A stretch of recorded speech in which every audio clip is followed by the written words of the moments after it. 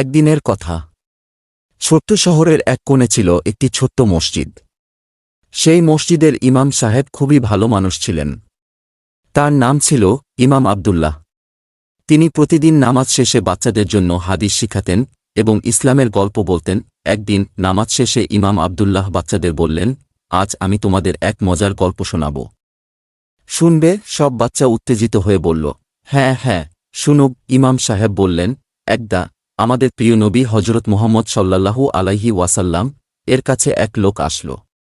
সে বলল, ইয়া রাসূলুল্লাহ, আমাকে এমন এক কাজের কথা বলুন যা করলে আমি জান্নাতে যেতে পারব। তখন নবীজি সাল্লাল্লাহু আলাইহি ওয়াসাল্লাম বললেন, তুমি তোমার মা বাবার সাথে সদাচরণ করো। ইমাম সাহেব এরপর বললেন, এই হাদিস থেকে আমরা শিখি যে মা বাবার সাথে ভালো ব্যবহার করা অত্যন্ত গুরুত্বপূর্ণ।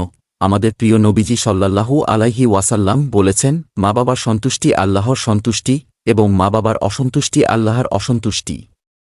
বাচ্চারা মনোযোগ দিয়ে শুনল। তারা বুঝল যে মা বাবার খেয়াল রাখা, তাদের সাথে ভালো ব্যবহার করা এবং তাদের কথা শোনা কতটা জরুরি।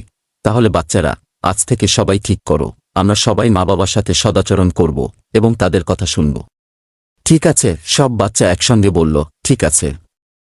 এইভাবেই ইমাম আবদুল্লাহ বাচ্চাদের সুন্দর একটি হাদিস শিখালেন এবং তাদের মনে ইসলামের শিক্ষা প্রতিষ্ঠিত করলেন। পাঠের শিক্ষা: মা বাবার সাথে সদাচরণ করা আমাদের ঈমানের একটি অংশ। এতে আল্লাহ খুশি হন এবং আমাদের জীবনে শান্তি ও বরকত আসে। তো ছোট্ট বন্ধুরা, আজকের ভিডিও এই পর্যন্তই।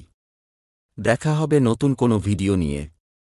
আমাদের ভিডিও ভালো লেগে থাকলে অবশ্যই আমাদের ইউটিউব চ্যানেলটি সাবস্ক্রাইব করে দিবেন। ফেসবুক থেকে দেখে থাকলে অবশ্যই ফলো করে দিবেন, যাতে নতুন কোনো ভিডিও আপনি সবার আগে দেখতে পারেন।